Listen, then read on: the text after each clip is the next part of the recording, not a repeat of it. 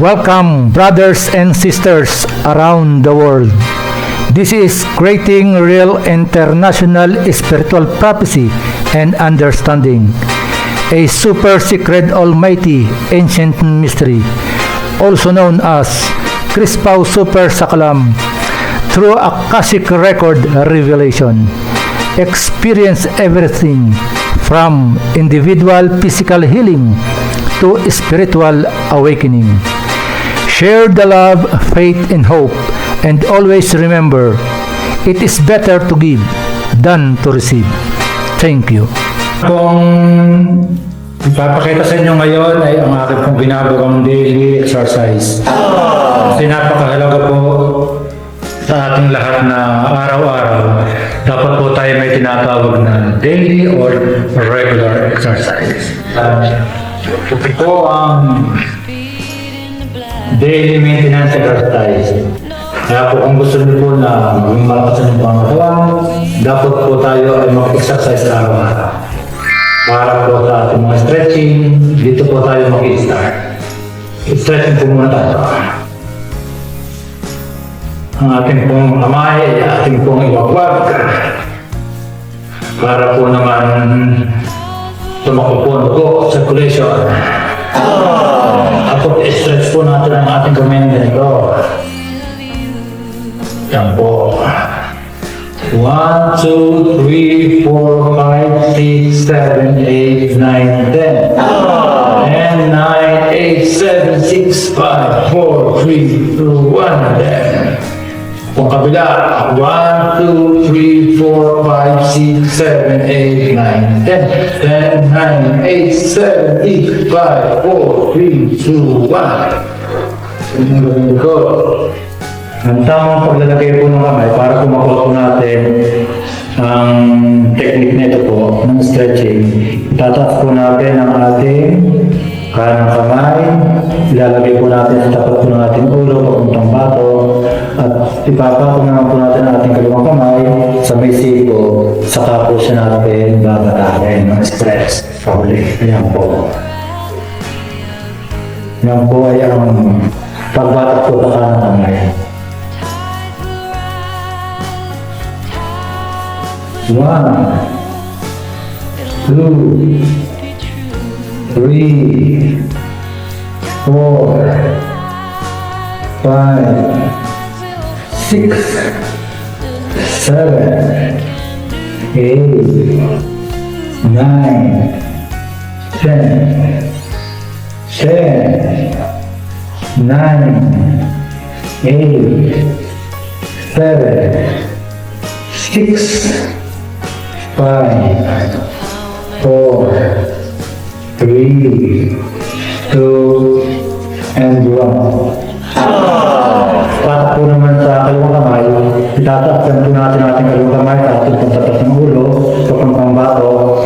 Ngayon, ipapatong din po naman natin ang ating tamang kamay sa gawin ng siko ng kaliwang kamay at papatakin po natin paligod.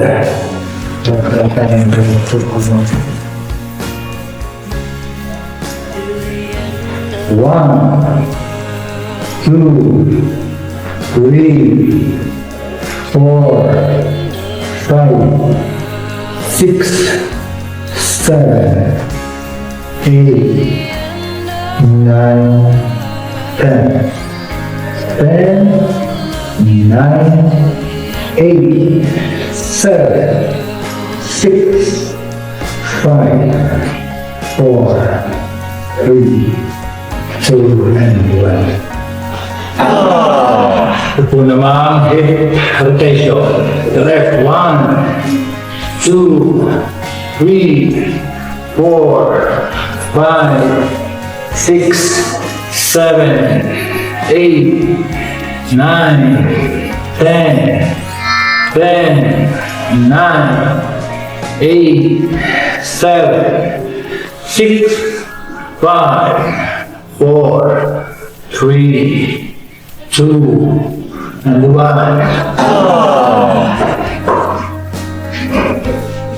1, 2, 3, 4, 5, 7, 8, 9, 10, 9, 8, 7, 6, 5, 4, 3, 2, and 1. 1, 2, 3, 4, 5, 6, 7, 8, 9, 10, 9, 8,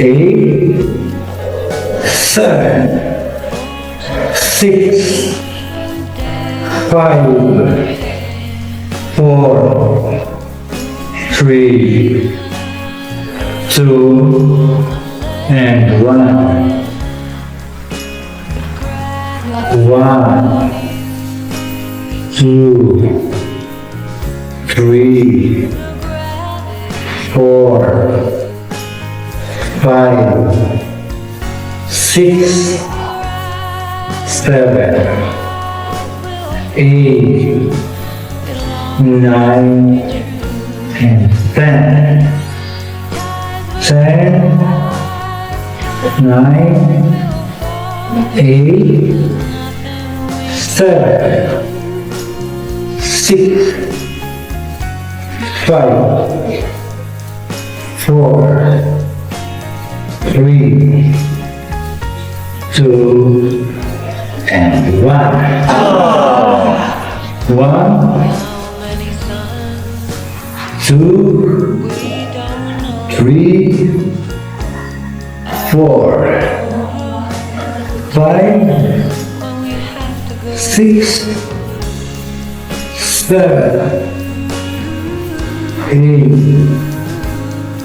9, 10. 10, 9, 8, 7, 6, 5,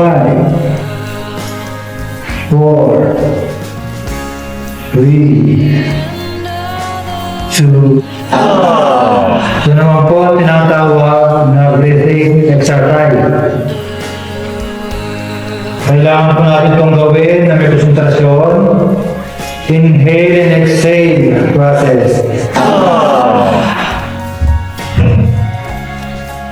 Mula po sa itaas, ihigop po tayo ng hangin. Tapos i-release naman po ito natin pababa. Ang paghigop po natin ay sa ilong pinadadaan. At ang pag-release naman po natin ay sa bibig po natin padadaanin. Opo.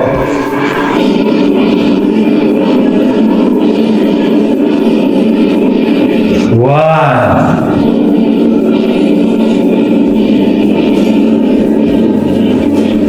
Two.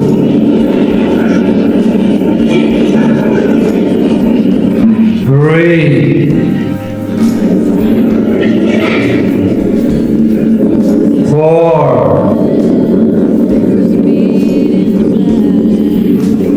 5, 6, 7, 8, 9, 10,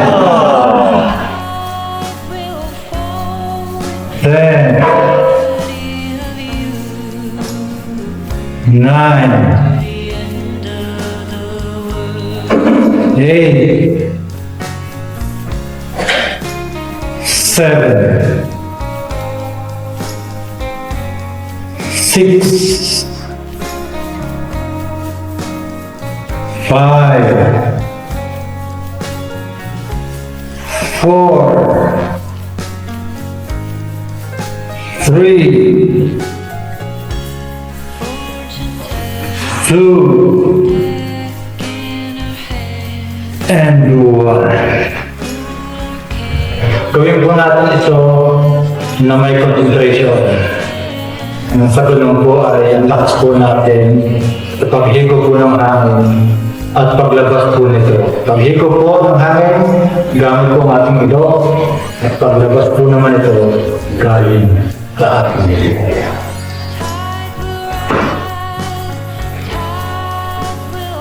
One, 2, 3, 4, 5, 6, 7, 8, 9, and 10.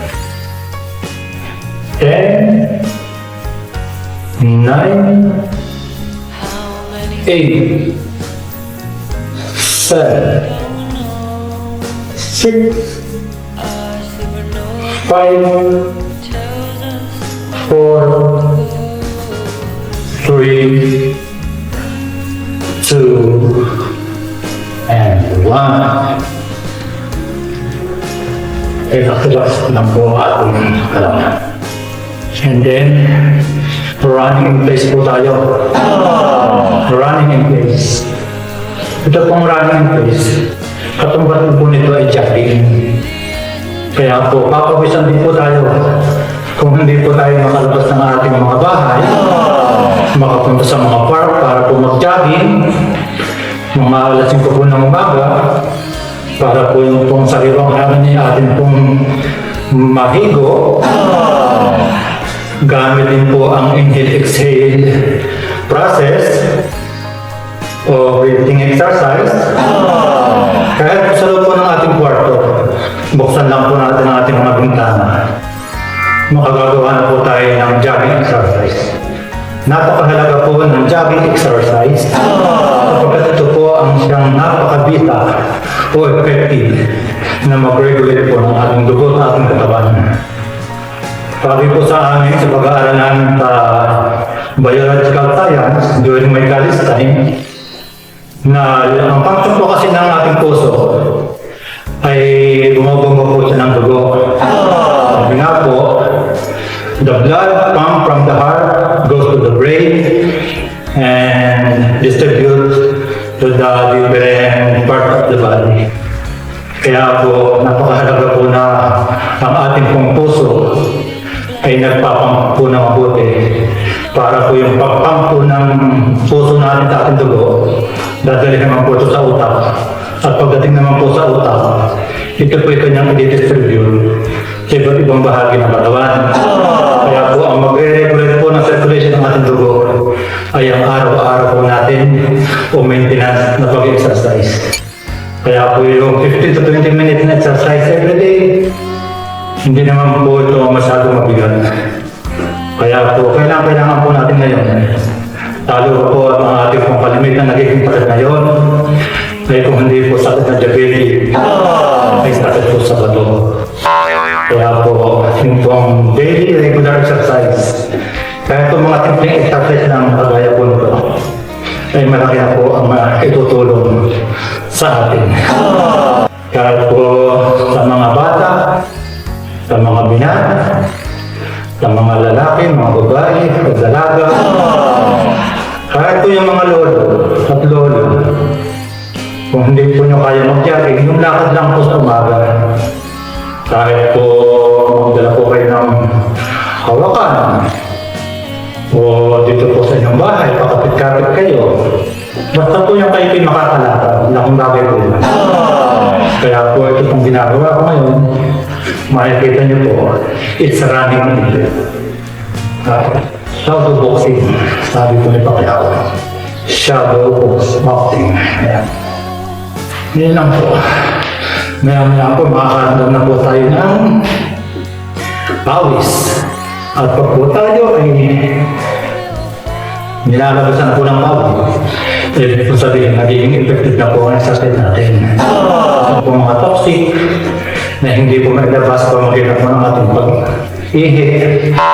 Sa pamamagitan naman po ng pagpawis natin, may ilalabas po yan. Kaya po, at umaga, 15 to 20 minutes exercise. Ito po talagang highly recommended. Kaya po, exercise na po tayo, maging health conscious po tayo. Kapag sa dami na po ng sakit na dumarating sa atin, sa buong mundo, ay kinakailangan po natin itong labanan sa pamamagitan po ng daily at regular exercise.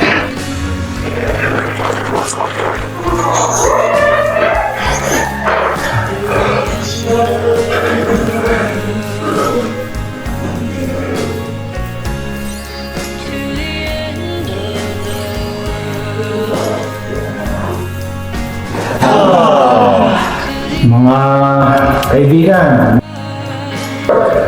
ang atin po na mga i-perform ngayon ay kung paano po ang tamang pag-i-sleep. Kaya po sa mga kabinataan o kabataan, lalaki man o babae, kung medyo flexible na po ang inyong katawan, kaya pwede po itong gawin. Una po muna, ganito po muna ang ating gagawin. May binakaupo po tayo ganito, na nakatuwa lang po ang ating pong ilalim po ng paa, magkaya pong ginagawa ko. Medyo yul-yul lang po tayo ng konti. Pwede naman pong ilalagay po natin itong ating dalawang kamay na nakatuon sa sahig. Tapos medyo bubuka po natin ang ating pong dalawang hita. Tapos iulog lang po natin ang ganito yan. Para po bago po tayo mag-split ay medyo na-exercise na po natin ang ating dalawang balakang. Ayan po. O ang ating dalawang hita. Tapos, pag po ito ating po nagawa, dahan-dahan na po natin ibaba ang ating dalawang paa. Magsiseparate po siya. Dahan-dahan po natin siyang i-split. Ito po, pag-ihiwalay na po natin. Split po yan. Ayan. Pwede po nakatuon ang ating kamay. Para naman po maluwang po natin magawa. Ayan. Pag po nagawa na natin ito, split na ganito, pwede po natin itong i-abante. Ayan. At pwede rin po natin itong i-bend pakaliwa at i-bend po natin pakanan. Pwede rin po natin itong itapapauna. Ayan po. Kaya po, kaya po natin ito. Lalo pigit sa mga bata po na kagaya natin. Malambot pa po ang ating pong mga kasu-kasuan, hita, tuhod, binti. Ayan. Kinakailangan po natin ng tamang exercise bago po natin ito gawin. Sapagkat pwede pong dumugutok ang ating pong buto. Kaya po, yung tamang proseso po ng pag-exercise, pag-bend, kailangan po nating i-condition po ang ating mga muscle bago po tayo makagawa ng isang split exercise. Ngayon, para po mas makikita nyo, ayan, kailangan lang po natin i-yug po ang ating pong lower back na nakatuon naman po ang bulbul natin. Ayan. Kaya po makikita nyo ang aking ginagawa yun para po mas malapit. Ayan. Kita nyo po ang aking ginagawa. Gawin nyo lang po ito sa inyong mga bahay, kahit sa kwarto. Basta yun lamang pong merong hangin. Tapos, pwede po natin pagsabayin ang ating pong dalawang paa para mag-split o maghiwalay. Kagaya po nito. Ayan po. Dito niyo po naman, split po yan. Ayan. Pwede po kayong lumayo para makita nyo. Ayan. Kalagagkanan po yan. Pwede po kayong mas lumayo pa ng konti. Ayan. Para po masigit ng makita na talaga split. Pwede rin po hanggang dito. Ayan. Split po yan. Pwede po naman hanggang dito pa. Ayan. Para po makita nyo talaga. Ito po ay split. Talaga. Ayan. Kita po naman. Split po yan. Pwede po natin i-bend pa kaliwa. At pwede rin po natin i-bend pa kanan. Bilangan po natin ng 1 to 10 din. 1, 2, 3, 4, 5, 6, 7, 8, 9, 10.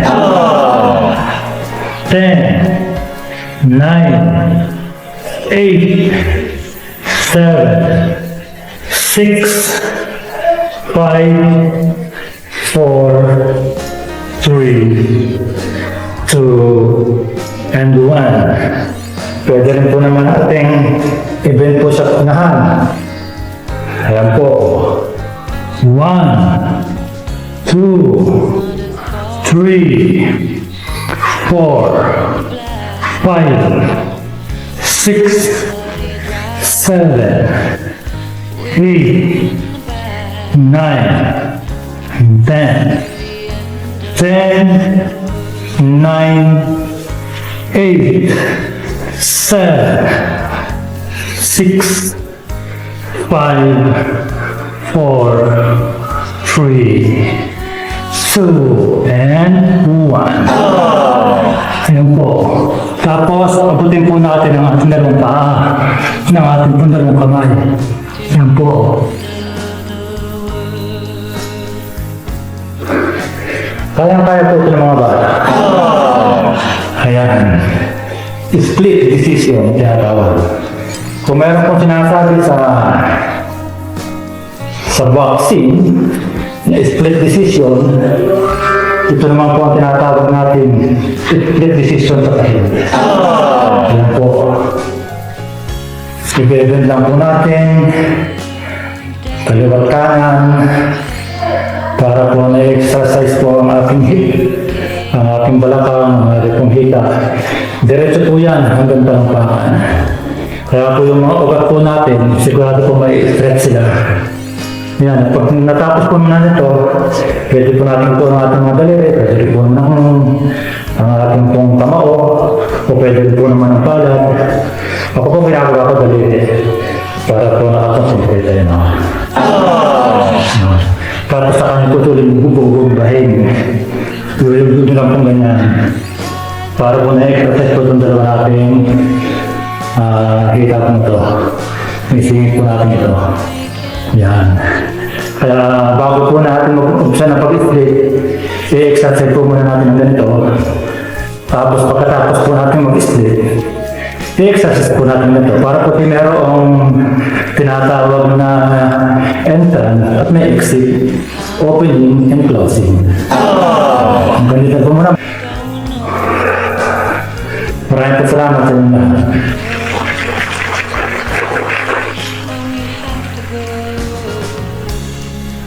Salamat.